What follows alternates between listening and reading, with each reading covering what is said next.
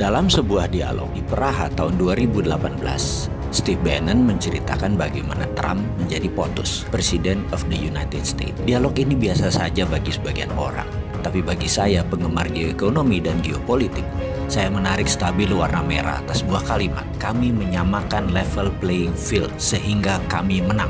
Kalimat inilah yang menjadi dasar analisa saya, sehingga jadi memahami apa yang dimaksud dengan tim Trump untuk kebijakan luar negeri yang akan menguntungkan Amerika.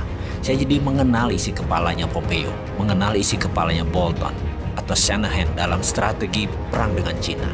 Kesimpulan, Amerika versus Cina saat ini bukan perang dagang, tapi perang ideologi. Menurut pengamat intelijen ekonomi, A.V. Temames yang berdomisili di London, hal inilah yang membuat banyak para analis salah baca, terutama analis ekonomi. Dikira Cina dan Amerika itu perang dagang biasa, perang ekonomi, hanya karena merasa sepertinya Amerika kalah dengan impor Cina yang besar masuk ke Amerika sehingga pasang tarif masuk tinggi agar barang di Cina itu mahal.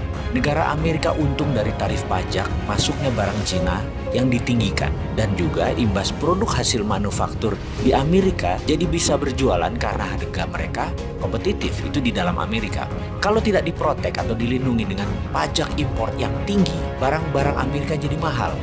Mereka pilihannya adalah lebih baik pilih barang Cina. Begitu sebaliknya, dibalas Cina dengan impor masuk barang Amerika ke Cina dinaikkan. Ternyata bukan itu. Ini perang bahkan lebih dalam lagi, yaitu perang ideologi. Kalau sudah perang ideologi, by all means atau berapapun harganya, pasti ditebus. Cina dan Amerika kan habis-habisan. Lalu bagaimana dengan Indonesia?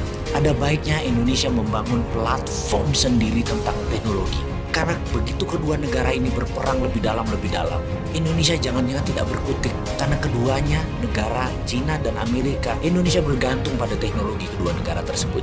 Jadi kita meniru apa yang dilakukan Cina 5 tahun terakhir, yaitu membangun swasta dengan perlindungan ketat atau protection. Misalnya, rem-rem itu dilindungi oleh pemerintah Cina. Facebook tidak boleh masuk Cina sampai rem-rem menguasai 80% pasar di Cina. Didi Suci, online transportation, setelah menguasai 80% pasar Cina, Uber baru boleh masuk.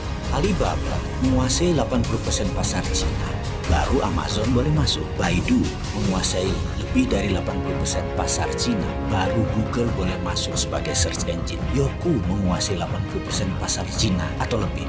YouTube baru boleh masuk, dan masuknya pun asing tersebut sampai dibatasi sampai saat ini. Indonesia kalau mau maju, aplikasi anak negeri dilindungi terlebih dahulu. Sekarang perang dagang Cina-Amerika sedang memanas. Indonesia ambil kesempatan. Anak bangsa buat fintechnya sendiri, buat Google versi Indonesianya sendiri, buat WeChat versi Indonesia sendiri, buat Facebook versi Indonesia sendiri. Dan pastikan semua proyek itu diprotek oleh negara, dilindungi oleh negara. FBI asing masuk diatur, Google asing diatur, sosmed semua diatur yang dari luar negeri, dan produk Indonesia diberi fasilitas penuh kemudahan.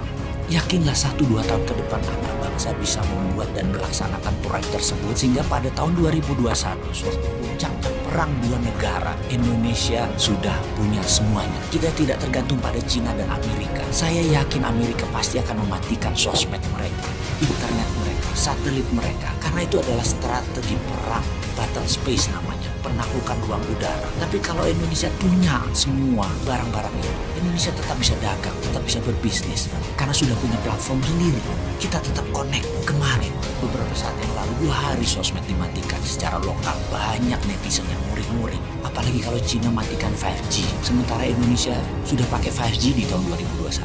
Atau Amerika mematikan 4G-nya. Bayangkan, kalau mereka matikan itu semua, masa Indonesia jadi bingung? Karena kita terlalu tergantung network asing.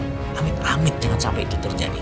Ada solusinya, yaitu dengan membangun platform digital teknologi yang diprotek oleh negara.